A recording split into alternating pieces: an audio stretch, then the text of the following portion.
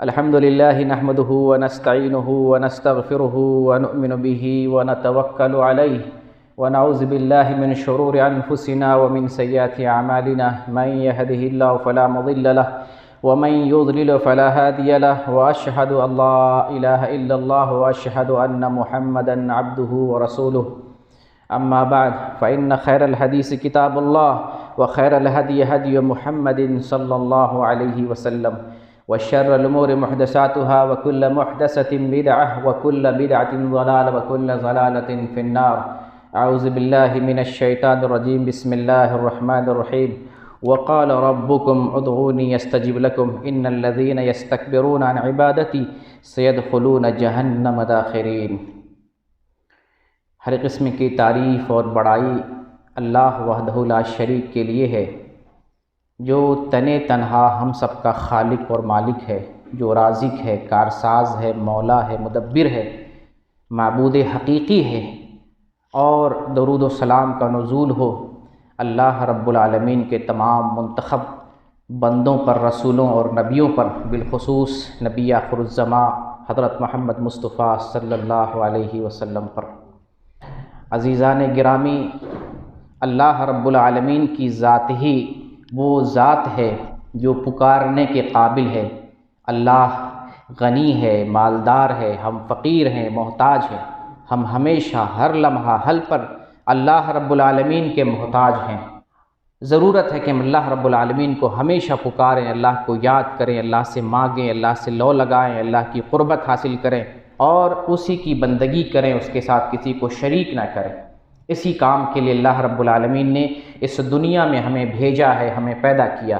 اللہ رب العالمین کا فرمان ہے وَمَا خَلَقْتُ الْجِنَّ وَالْإِنسَ إِلَّا لِيَعْبُدُونَ. میں نے انسانوں اور جنوں کو اپنی عبادت کے لیے پیدا کیا. اللہ رب العالمین نے اس دنیا میں انسان کو اس لیے بھیجا کہ انسان اپنے مالک کی، اپنے خالق کی بندگی کرے اور اس کے ساتھ کسی کو شریک نہ کرے. آج آپ کے سامنے میں وضاحت کے ساتھ بیان کرنا چاہتا ہوں کہ اللہ ہی وہ ذات ہے جسے پکارنا چاہیے. اللہ کے علاوہ کسی کو نہیں پکارنا چاہیے. جو پکار ہے، جس کو ہم عربی زبان میں دعا کہتے ہیں، مانگنا کہتے ہیں، سوال کرنا کہتے ہیں، یہ سوال کرنا صرف اللہ سے ہونا چاہیے. اللہ رب العالمین نے خود ارشاد فرمایا سورہ مومن کے اندر وَقَالَ رَبُّكُمْ ادْعُونِي اسْتَجِبْ لَكُمْ. اللہ تعالیٰ بیان کرتا ہے، کون کہہ رہا ہے؟ وَقَالَ رَبُّكُمْ، تمہارے رب کا کہنا ہے، تمہارے رب کا بتلانا ہے. تمہارا رب تم سے کہتا ہے، عرض کرتا ہے ادعونی استجب لکم، تم مجھے پکارو، میں تمہاری پکار کو سنتا ہوں. یہ بات کہنے والا کوئی اور نہیں ہے، ہمارا خالق ہے، ہمارا مالک ہے، ہمارا رازق ہے، مدبر. اس دنیا کو بنانے والا، چلانے والا، اس دنیا پر حکومت کرنے والا بادشاہ ہم سے کہتا ہے، اللہ ہم سے کہتا ہے وقال ربکم، اور تمہارا رب تم سے کہتا ہے، انسانوں سے کہتا ہے ادعونی استجب لکم، تم مجھے پکارو اور تم مجھے پکارو گے تو میں تمہاری پکار کو سنوں گا، جواب دوں گا. اور آگے اللہ ارشاد فرماتا ہے ان الذین یستکبرون عن عبادتی سیدخلون جہنم داخرین. بے شک وہ لوگ جو میری عبادت سے روگردانی کرتے ہیں، گھمنڈ کرتے ہیں، اعراض کرتے ہیں، وہ ذلیل اور رسوا ہو کر جہنم میں داخل ہوں گے. جو میری پکار سے اعراض کرتے ہیں، یعنی مجھے نہیں پکارتے، میری نہیں عبادت کرتے ہیں. عبادت اور پکار یعنی عبادت کرنا بھی عبادت ہے اور اللہ کو پکارنا بھی عبادت ہے. اللہ سے دعا مانگنا یہ عبادت ہے. یہی آیت بتاتی ہے، کیونکہ اللہ نے پہلے بتایا مجھ سے مانگو، مجھ سے سوال کرو، اور وہ شخص جو مجھ سے سوال نہیں کرتا، اعراض کرتا ہے، گھمنڈ کرتا ہے، وہ شخص ذلیل ہو کر جہنم میں داخل کیا جائے گا.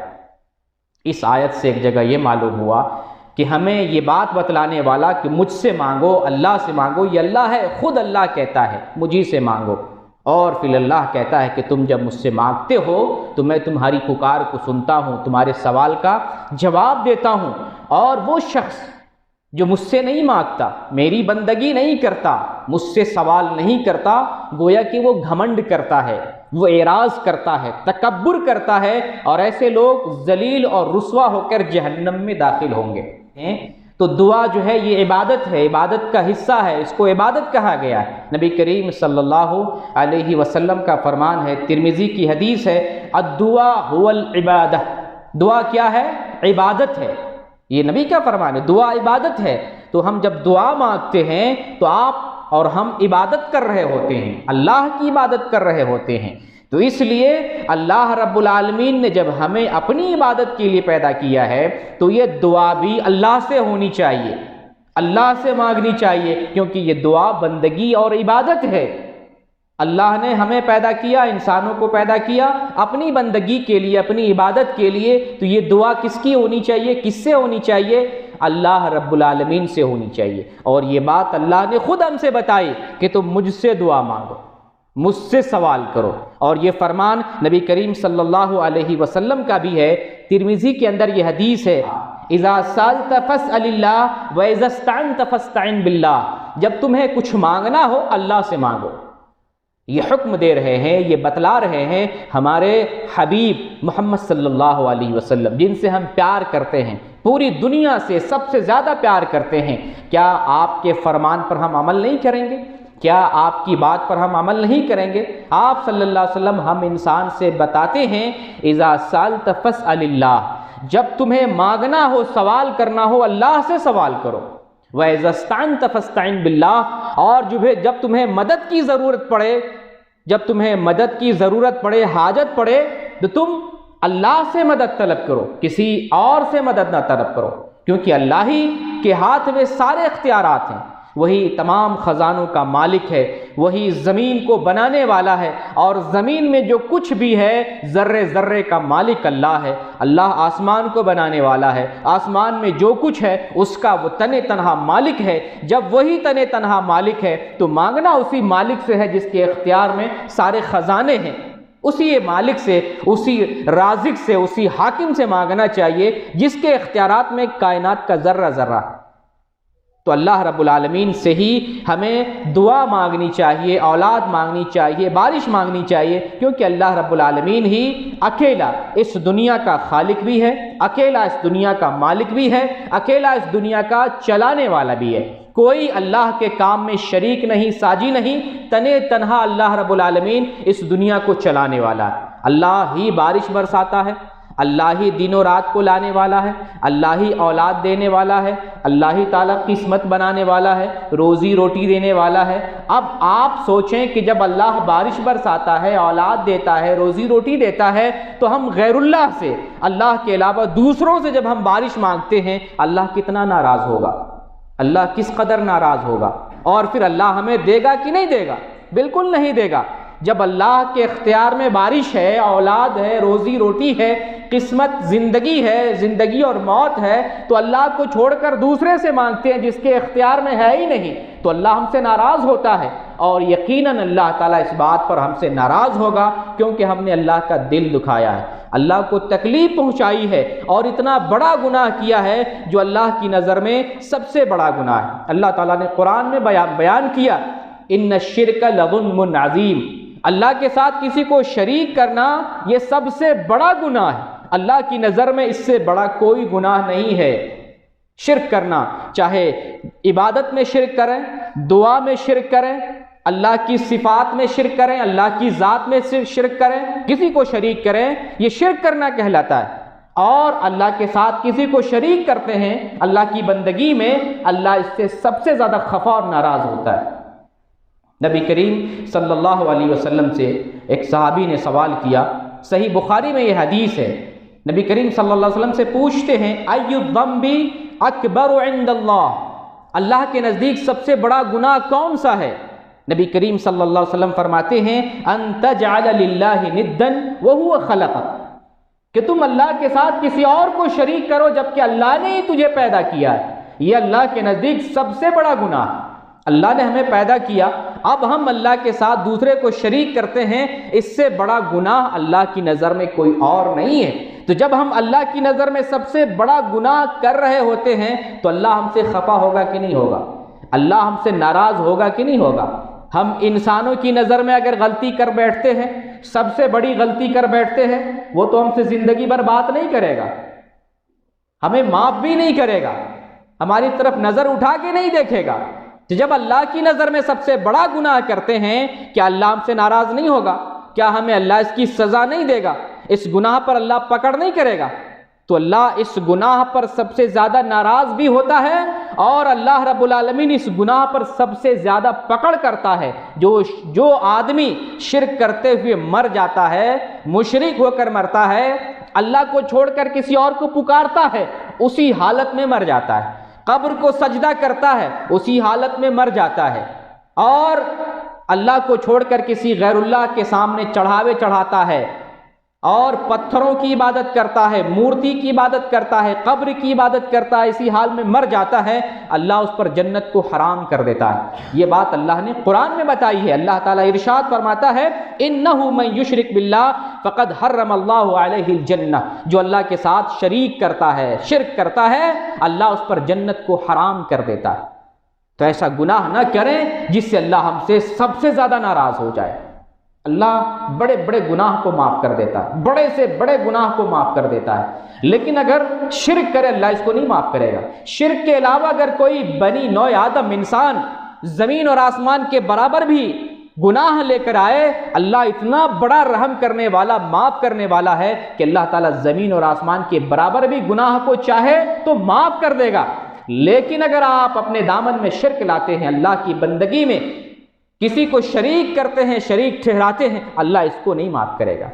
یہ بڑا گناہ، اتنا بڑا گناہ کر لیا آپ نے کہ اللہ کو آپ نے للکارا ہے، اللہ کے غضب کو آپ نے دعوت دی ہے، اللہ کو للکار دیا، اللہ اس گناہ پر پکڑ کرے گا، اللہ اس کی سزا دیتا ہے۔ اور اگر دنیا میں اگر اس طرح کی غلطی ہو گئی ہے، توبہ کر لیتے ہیں تو اللہ تعالیٰ توبہ کے ذریعہ شرک کو بھی معاف کر دیتا۔ ہم سے انجانے میں غلطی ہو گئی، جان بوجھ کر ہم نے شرک کر لیا ہے، تو اگر ہم ابھی توبہ کر لیتے ہیں، اللہ جیتے جی توبہ کو قبول کر لے گا، لیکن اسی دم اسی حالت میں وفات ہو جاتی ہے، اللہ ہمیں نہیں معاف کرے گا، اللہ ہرگز ہمیں نہیں معاف کرے گا۔ تو میرے بھائی، اللہ رب العالمین ایک طرف ہمیں حکم دیتا ہے ادعونی استجب لکم، تم مجھے ہی پکارو، میں تمہاری پکار کو سنتا ہوں۔ پھر اللہ رب العالمین منع بھی کرتا ہے میرے علاوہ کسی اور کو مت پکارو، میرے علاوہ کسی اور کو یا اس سے سوال مت کرو۔ دیکھیں اللہ قرآن کے اندر ذکر کرتا ہے، میں اپنی طرف سے بنا کر بزرگوں کے باتیں اور باباؤں کی باتیں کبھی نہیں سناتا، نہ میری عادت ہے۔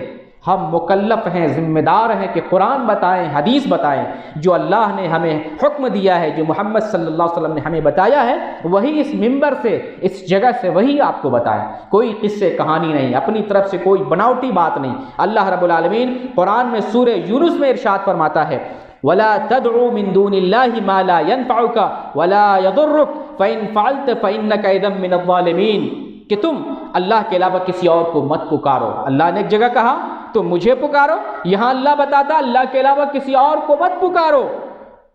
ما لا ينفعک ولا يضرک، کہ جو تمہیں نہ نفع پہنچا سکے نہ نقصان پہنچا سکے۔ اللہ کے علاوہ جس کو تم پکارتے ہو تمہیں فائدہ نہیں پہنچائے گا، نقصان بھی نہیں پہنچا سکتا ہے۔ اللہ ہی فائدہ پہنچانے والا، اللہ ہی نقصان پہنچانے والا۔ فَإِن فَعَلْتَ فَإِنَّكَ إِذًا مِّنَ الظَّالِمِينَ، اگر تم نے غیر اللہ کو پکارا، اللہ کو چھوڑ کر کسی اور سے دعا کی، اس سے طلب کیا، اس سے مانگا، اگر تم نے ایسا کر لیا تو تم ظالموں میں سے ہو جاؤ گے۔ اگر کوئی مسلمانوں میں سے اللہ کو چھوڑ کر کسی اور سے دعا کرتا ہے، سوال کرتا ہے، مانگتا ہے، تو وہ شخص ظالم ہے، اللہ کی نظر میں ظالم ہے۔ میرے بھائی، ہم اللہ کی نظر میں ظالم ہونے سے بچیں۔ اللہ اس گناہ پر بڑا ناراض ہوتا ہے، اور اللہ رب العالمین اس ناراضگی کی وجہ سے اس انسان کو اگر شرک پہ خاتمہ ہو جائے تو جہنم میں داخل کرے گا، اسے ہرگز معاف نہیں کرے گا۔ پھر اللہ رب العالمین اپنے بندوں کو مثالوں کے ذریعے سمجھاتا بھی ہے کہ تم اللہ کے علاوہ جنہیں پکارتے ہو وہ تمہیں جیسا ایک کمزور مخلوق ہے، وہ خالق نہیں ہے، وہ مخلوق ہے، تم جیسا آدمی ہے۔ اللہ سورہ اعراف کے اندر ارشاد فرماتا ہے ان الذین تدعون من دون اللہ عباد امثالکم فادعوہم فلیستجیبوا لکم ان کنتم صادقین، تم جنہیں اللہ کے علاوہ پکارتے ہو تمہارے جیسا بندہ ہے۔ اللہ یہ مثال کیوں بیان کر رہا ہے؟ تاکہ ہم سمجھ سکیں ہم انسان، ہم بندے مجبور ہیں، ہم مخلوق ہیں، ہم کمزور ہیں، ہم ضعیف اور ناتواں ہیں، ہمارے اندر کمزوری ہے۔ ہم کو کسی نے زندگی دی ہے، دنیا میں آئے، کوئی موت دیتا ہے اور وہ اللہ ہے، ہم مر جاتے ہیں، ہمارے اختیار میں نہیں ہے۔ ابھی بیٹھے ہیں اللہ کے اختیار سے، اٹھیں گے اللہ کے اختیار سے، اللہ اٹھائے گا تو جسم میں طاقت پیدا ہوگی، اٹھیں گے۔ اللہ اختیار نہیں دے گا تو بیٹھے بیٹھے ہی رہ جائیں گے، اٹھ نہیں سکیں گے۔ یہی موت آ سکتی ہے، اسی جگہ ہم بیٹھے ہی رہ سکتے ہیں، تو ہمارے اپنے اختیارات نہیں ہیں، ہم اللہ کی مرضی، اللہ کے اختیار سے دنیا میں آئے ہیں، اور اللہ رب العالمین ہی ہمیں موت دینے والا ہے۔ تو اللہ مثال دے کر سمجھاتا ہے کہ وہ لوگ ان الذین تدعون من دون اللہ عباد امثالکم، بے شک وہ لوگ جن کو تم اللہ کے علاوہ پکارتے ہو تم ہی جیسے بندے، تمہارے جیسے کمزور ہیں، ضعیف اور ناتواں ہیں۔ فادعوہم فلیستجیبوا لکم ان کنتم صادقین، اور اگر تم اپنے دعوے میں سچے ہو، اگر تم سمجھتے ہو کہ جن کو تم اللہ کے علاوہ پکارتے ہو تمہاری پکار کو وہ سنتے ہیں، اگر تم اپنے دعوے میں سچے ہو تو تم انہیں پکارو، دیکھو وہ جواب دیتا ہے کہ نہیں، وہ تمہاری دعا کو سنتا ہے کہ نہیں، جواب دیتا ہے کہ نہیں، قبول کرتا ہے کہ نہیں۔ اللہ چیلنج کر رہا ہے، تم انہیں پکار کے دیکھو تمہاری آواز کو سنتا ہے کہ نہیں۔ یہ بات بتلانے والا اللہ ہے، بلکہ اللہ رب العالمین سورہ احقاف میں ذکر کرتا ہے کہ یہ تمہاری دعا کو قیامت تک قبول نہیں کر سکتے۔ جن غیر اللہ سے تم دعا مانگتے ہو، یہ غیر اللہ قیامت تک تمہاری دعا قبول نہیں کر سکتے، بلکہ اللہ نے یہ بھی کہا وَهُمْ عَنْ دُعَائِهِمْ غَافِلُونَ، وہ تمہاری پکار ہی نہیں سنتے ہیں تو دعا کو قبول کہاں سے کر سکتے ہیں۔ جو لوگ دنیا سے چلے جاتے ہیں، مر جاتے ہیں، وفات پا جاتے ہیں، ہماری آواز نہیں سنتے، ہماری بات نہیں سنتے اور ہماری بات کا جواب نہیں دیتے، تو پھر ان کو ہم کیسے پکار سکتے؟ قیامت تک وہ ہماری بات ہی نہیں سن سکتے تو ہماری باتوں کا جواب کیسے دے سکتے، ہماری دعا کیسے قبول کر سکتے؟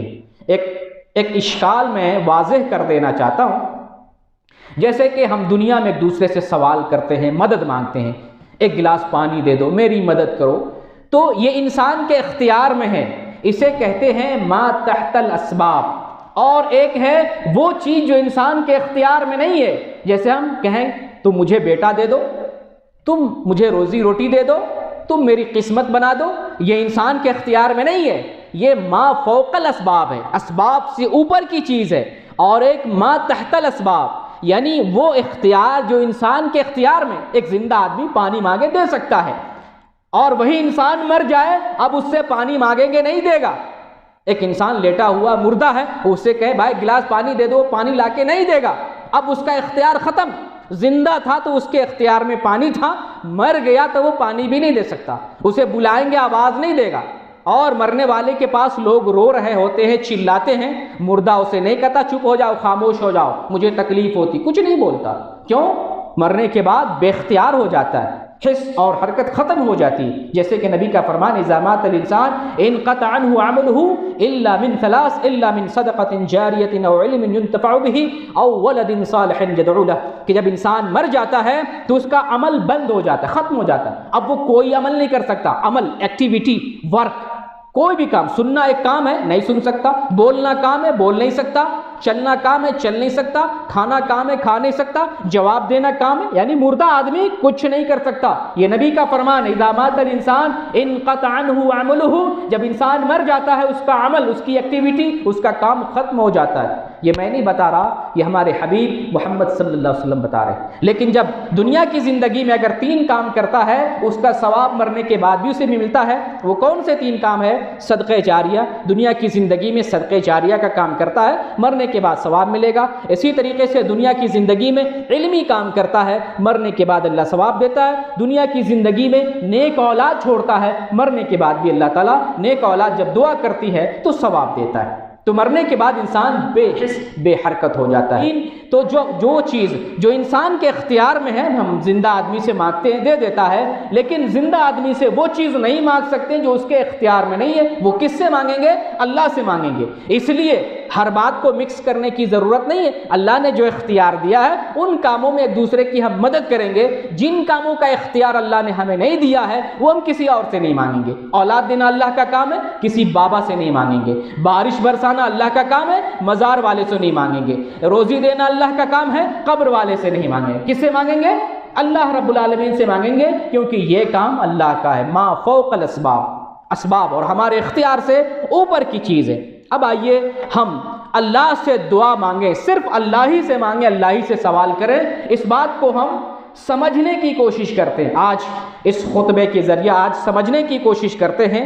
سب سے پہلی بات ہمارا عقیدہ ہے، ایمان ہے، اللہ رب العالمین پریشانی دینے والا، پریشانی دور کرنے والا، اللہ کے علاوہ کوئی پریشانی نہیں دیتا۔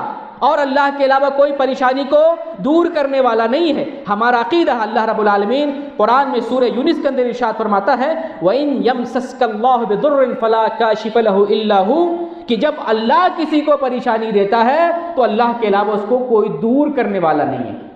اس آیت سے پتہ چلا پریشانی دینے والا اللہ، پریشانی دور کرنے والا اللہ، ہمارا عقیدہ۔ تو جب اللہ پریشانی دیتا ہے، اللہ پریشانی کو دور کرتا ہے، تو دعا کس سے مانگیں گے؟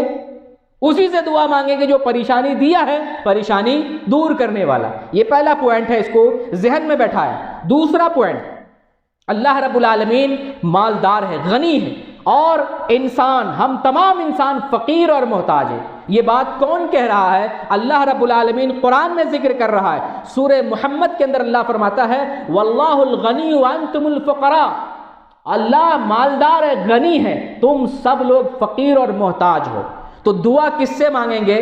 محتاج سے، فقیر سے دعا کریں گے، یا جو غنی اور مالدار ہے، خزانے کا مالک ہے، اس سے دعا کریں گے؟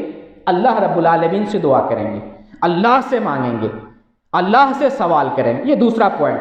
تیسرا پوائنٹ آپ سے میں ذکر کرنا چاہتا ہوں، دنیا میں سب سے بہتر انسان کون ہے؟ محمد صلی اللہ علیہ وسلم۔ آپ سے بہتر کوئی انسان نہیں۔ محمد صلی اللہ علیہ وسلم نبیوں کے سردار ہیں، امام الانبیاء ہیں، اور ولیوں کے ولی ہیں۔ ولی میں بھی سب سے اعلیٰ ولی ہیں۔ آپ جیسا کوئی ولی نہیں ہو سکتا، آپ جیسا کوئی انسان دنیا میں آیا ہے نہ آئے گا۔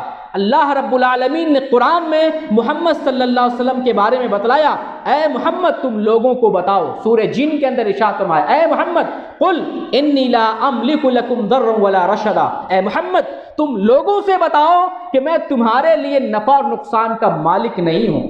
جب دنیا کی سب سے عظیم ہستی، ولیوں کے ولی، نبیوں کے سرتاج یہ کہیں کہ میں تمہارے نفع اور نقصان کا مالک نہیں ہوں، تو یہ جو نبی کے بعد اگر کوئی انسان ہے اس کی کیا حیثیت اور کیا وقت ہے۔ اور آج تو ایسے ایسے لوگوں کو بابا بنا لیا ہے جو دو کوڑی کا بھی نہیں، ایک وقت کی نہ نماز پڑھنے والا ہے، نہ روزہ رکھنے والا تھا، نہ دیندار تھا، لیکن الحمدللہ اولیاء بھی گزرے ہیں، بڑے بڑے اولیاء بھی گزرے ہیں۔ تو نبی سے بڑھ کے کوئی ولی نہیں ہو سکتا۔ جب اللہ نبی کے بارے میں کہتا ہے نبی لوگوں کو بتا دو میں تمہارے لیے نفع اور نقصان کا مالک نہیں ہوں، تو نبی کے بعد اور کوئی انسان کیسے یہ کہہ سکتا ہے، دعویٰ کر سکتا ہے کہ میں تمہارے لیے نفع اور نقصان کا مالک؟ ہمارے لیے نفع اور نقصان کا مالک صرف اوپر ہمارا خالق اور مالک اللہ رب العالمین تنہا ہے، اس کے علاوہ کوئی اور نہیں۔ یہ تیسرا پوائنٹ تھا۔ اور میں آپ سے ذکر کروں چوتھا پوائنٹ کہ اللہ رب العالمین ہمارے قریب ہے، ہمارے نزدیک ہے، اور پکارنا اس کو چاہیے جو ہمارے نزدیک ہے، ہمارے قریب ہے، ہمیں دیکھ رہا، ہمیں سمجھ رہا، ہمیں سن رہا ہے۔ دور والے کو نہیں پکارنا چاہیے۔ اللہ رب العالمین قرآن میں ارشاد فرماتا ہے وَإِذَا سَأَلَكَ عِبَادِي عَنِّي فَإِنِّي قَرِيبٌ أُجِيبُ دَعْوَةَ الدَّاعِ إِذَا دَعَانِ، اے نبی محمد جب آپ سے لوگ پوچھیں اللہ کدھر ہے، اللہ کہاں ہے، تو آپ بتائیں انی قریب، میں تمہارے قریب ہوں، میں تمہارے نزدیک ہوں، اور جب کوئی پکارنے والا مجھے پکارتا ہے میں اس کی پکار کو سنتا ہوں۔ اللہ ہمارے نزدیک ہے تو نزدیک والے کو پکارا جاتا ہے، اور جب آدمی مر جاتا ہے وہ ہمارے قریب نہیں رہتا، وہ کہاں چلا جاتا ہے؟ اس دنیا ہی سے چلا جاتا ہے، اگلی دنیا میں آخرت کی طرف چلا جاتا ہے، برزخ کی زندگی میں چلا جاتا ہے۔ مرنے والا ہمارے قریب نہیں ہوتا۔ یہی وجہ ہے کہ جب کسی کے یہاں کوئی فوت ہو جاتا ہے تو اس کے رشتہ دار کہتے ہیں گھبراؤ نہیں، تمہارا باپ چلا گیا، دور ہو گیا، کوئی ضرورت، کوئی گھبرانے کی چیز نہیں ہے، میں مدد کروں گا، میں ضرورت پر حاضر ہوں گا، میں تمہاری مدد کروں۔ چلو تمہارا باپ چلا گیا، تمہارا بھائی چلا گیا، تمہارے رشتہ دار چلے گئے، کوئی حرج کی بات نہیں، میں تمہاری مدد کروں گا۔ تو مرنے والا ہم سے دور ہو جاتا ہے، ہم سے دور ہو جاتا ہے۔ جو ہمارے قریب ہے وہ ہمارا رب ہے، ہمارا اللہ ہے۔ اور اللہ تعالیٰ بتایا کہ جب ہمیں کوئی پکارتا ہے، ہم سے کوئی مانگتا ہے، دعا کرتا ہے، تو ہم اس کی پکار کو سنتے اور اس کی پکار کا جواب دیتے ہیں۔ اسی طریقے سے قرآن میں بہت ساری آیات ہیں، مردے سنتے نہیں، مردے جواب نہیں دیتے، انہیں سنا نہیں سکتے، قیامت تک نہیں سنا سکتے ہیں۔ تو اصل یہ ہے کہ مردے سنتے نہیں، جواب نہیں دیتے، تو جو سنتے نہیں، جو جواب نہیں دیتے ہیں، جو بول نہیں سکتے ہیں، جو سن نہیں سکتے ہیں، بھلا ان کو پکار کر ہمیں فائدہ کیا؟ وہ نفع نقصان کے مالک نہیں ہے۔ تو قرآن کی بہت ساری آیات ہیں، یہ تفصیل کا موقع نہیں کہ میں ایک ایک آیت آپ کو بتاؤں، قرآن کھول کر دیکھ سکتے ہیں۔ مردے سنتے نہیں، جواب نہیں دیتے۔ اگر سنتے، مرنے کے وقت آپ پوچھ لیتے باپ کس کے اوپر قرضہ ہے، ہے کہ نہیں؟ پوچھ لیتے، وہ جواب دیتے، وہ یہ کہتے رونے والے کو چپ کرا دیتے، وہ اپنا کام خود سے کر لیتے، جیسے کہ لیٹرنگ ہے، حاجت ہے، غسل ہے، کفن ہے، قبرستان جانا ہے، مٹی میں دفن ہو جانا ہے۔ یہ سب کام کون کرتا ہے؟ مردہ کرتا ہے یا کوئی اور کرتا ہے؟ اس کے رشتہ دار کرتے ہیں، گھر والے کرتے ہیں، کنبہ قبیلہ کرتے ہیں۔ ایک شخص لیٹرنگ، بادشاہ، بڑے سے بڑا بادشاہ اپنا سارا کام نوکروں سے کرواتا ہے، لیٹرنگ خود سے کرے گا، لیٹرنگ خود سے کرے گا۔ ہم جب کسی مردے کو غسل دیتے ہیں، لیٹرنگ غسل دینے والا صاف کرتا ہے۔ یہ سب سے جو ہے نچلا کام ہوتا ہے۔ اس لیے مردہ اگر اپنا کام کر لیتا، اس کے اندر اختیار کچھ ہوتا، تو کم از کم لیٹرنگ خود سے کر سکتا تھا، استنجا خود سے کر سکتا تھا۔ تو آپ اندازہ لگائیے کہ نبی کی جو حدیث ہے وہ صحیح ہے کہ جب آدمی مر جاتا ہے، وفات پا جاتا ہے، تو اب کچھ نہیں کر سکتا، کوئی کام نہیں کر سکتا، تو جواب بھی نہیں دے سکتا، ہماری بات بھی نہیں سن سکتا، ہماری حاجت روائی بھی نہیں کر سکتا۔ ایک اگلا پوائنٹ قرآن میں اللہ رب العالمین نے ذکر کیا ہے کہ مشرکین مکہ، مشرکین عرب جب مصیبت میں پھنستے تو اللہ کو یاد کرتے۔ مشرکین مکہ شرک کرتے تھے اس لیے مشرکین مکہ قرار پائے، مشرکین قرار پائے شرک کرنے والے۔ لیکن جب وہ لوگ بڑی مصیبت میں گرفتار ہوتے تو یہ مشرکین مکہ بھی اللہ کو یاد کرتے۔ قرآن میں اللہ رب العالمین نے سورہ عنکبوت میں ارشاد فرمایا فَإِذَا رَكِبُوا فِي الْفُلْكِ دَعَوُا اللَّهَ مُخْلِصِينَ لَهُ الدِّينَ، کہ یہ مشرکین جب کشتی میں سوار ہوتے اور کشتی ڈوبنے لگتی تو اللہ کو یاد کرتے۔ جب کشتی ڈوبنے لگتی اللہ کو یاد کرتے، اور کیسے یاد کرتے؟ مخلصین لہ الدین، خالص اعتقاد کے ساتھ کہ اللہ ہی مدد کرنے والا ہے، اللہ ہی بچانے والا ہے، اور کوئی نہیں بچا سکتا۔ یہ خالص اعتقاد کے ساتھ اللہ کو پکارنے والے کون؟ قرآن گواہی دے رہا ہے، اللہ ذکر کر رہا ہے، یہ مشرکین مکہ تھے۔ اور آج ہمارا اعتقاد یہ ہے کہ ہماری کشتی اگر ڈوبنے لگے تو جنید بغدادی پار لگا دیں گے، بختیار کاکی پار لگا دیں گے، احمد بدوی پار لگا دیں گے، اجمیری صاحب اور نظام الدین چشتی پار لگا دیں۔ کتنا غلط عقیدہ، کتنا گھٹیا آج کے مسلمان ہیں۔ مشرکین مکہ سے بھی زیادہ گئے گزرے مسلمان آج کے ہیں، جب مصیبت میں پھنستے ہیں اللہ کو چھوڑتے اور غیر اللہ سے مانگتے ہیں۔ اللہ تعالیٰ کی اس آیت کی روشنی میں ہمارے اپنے ایمان کا جائزہ لینا چاہیے، ہم کدھر جا رہے ہیں۔ ایک واقعہ ذکر کرتا ہوں، ابو جہل کا بیٹا اکرمہ ابھی مسلمان نہیں ہوئے تھے، فتح مکہ کے موقع سے مسلمان نہیں تھے۔ جب مکہ فتح ہوتا ہے تو بہت سارے کفار بھاگتے ہیں، کہیں قتل نہ کر دیے جائیں، اکرمہ بھی بھاگتے ہیں کہیں ہم بھی قتل نہ کیے جائیں۔ چنانچہ وہ کشتی میں سوار ہوتے ہیں اور بھاگنے لگتے ہیں، اور وہ کشتی ہچکولے کھانے لگتی ہے، ڈوبنے لگتی ہے۔ کشتی کا ملاح حکم دیتا ہے، آرڈر دیتا ہے اللہ کو یاد کرو، کشتی ڈوبنے لگی ہے، اللہ کو یاد کرو۔ اور سن لو، ابھی اس وقت اس کشتی میں، اس سمندر میں اللہ کے علاوہ تمہیں کوئی بچانے والا نہیں۔ یہ تمہارے جھوٹے معبودان، یہ مورتی جن کی تم عبادت کرتے ہو، یہ تمہیں نہیں بچانے والے ہیں، آج اللہ تمہیں بچائے گا۔ اکرمہ کہتے ہیں ارے محمد تو اسی بات کی دعوت دیتے ہیں، ہم ان کی بات سے بھاگ کر ادھر آ رہے تھے، محمد تو کہتے ہیں اللہ کے علاوہ کوئی بچانے والا نہیں ہے، اللہ ہی بچانے والا، اللہ ہی تعالیٰ جو ہے حفاظت کرنے والا ہے۔ اکرمہ وعد کرتے ہیں کہ اگر اس کشتی میں ہم محفوظ ہو گئے، اللہ سے وعدہ کرتا ہے اللہ اگر تو نے ہمیں بچا لیا آج تو محمد کے پاس جاؤں گا، محمد کے ہاتھ پر بیعت کروں گا اور مسلمان ہو جاؤں گا۔ چنانچہ وہ بچ جاتے ہیں، کشتی میں نجات پا جاتے ہیں، اور اکرمہ محمد رسول اللہ کے پاس جاتے ہیں، آپ کے ہاتھ پر بیعت کرتے ہیں اور مسلمان ہو جاتے ہیں۔ تو دیکھیے زمانے جاہلیت میں لوگ کیسے تھے، اللہ پر کتنا اعتقاد رکھتے تھے۔ آج کے مسلمان کس قدر بگڑے ہوئے اور گئے گزرے ہیں، مصیبت آتی تو اللہ کو یا چھوڑ دیتے ہیں، نماز پڑھتے ہیں مسجد میں آ کے اللہ کے لیے سب کچھ کرتے ہیں، جب مصیبت آتی ہے تو اللہ کو چھوڑ دیتے ہیں۔ میرے بھائی، اس لیے میں نصیحت کرتا ہوں اور اس خطبے سے آپ کو پیغام دے رہا ہوں کہ صرف اللہ سے دعا مانگیں، صرف اللہ سے دعا مانگیں، اللہ سے سوال کریں اور اللہ کے سامنے اپنی حاجت کو رکھیں۔ غیروں کے طریقے پر نہ چلیں، غیروں کے طریقے پر کہ ہمارے باپ اجداد ایسے کرتے ہوئے آ رہے ہیں، ہمارے گاؤں والے ایسے کرتے ہیں، ہمارے محلے والے ایسے کرتے ہیں، یہ دین نہیں ہے۔ دین وہ ہے جسے اللہ نے بتایا ہے اور محمد رسول اللہ لے کر آئے۔ انبیاء نے اللہ کو پکارا ہے، یونس علیہ السلام مچھلی کے پیٹ میں گئے، کس کو پکارا؟ اللہ رب العالمین کو پکارا۔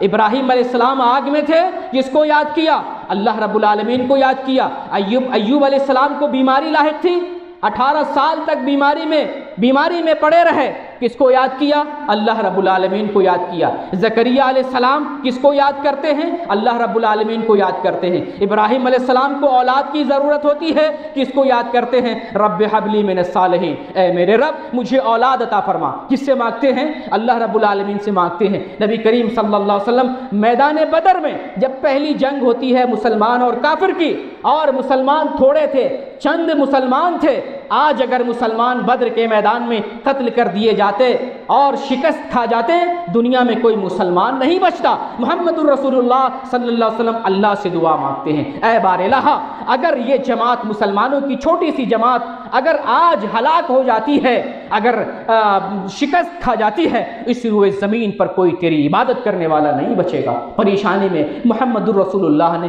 اپنے رب کو یاد کیا۔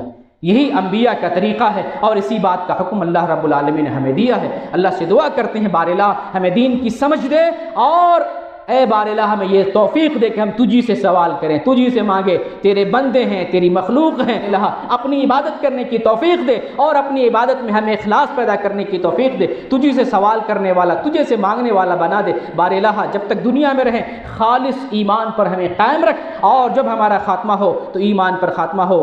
آمین۔ وآخر الدعوانا ان الحمد للہ رب العالمین۔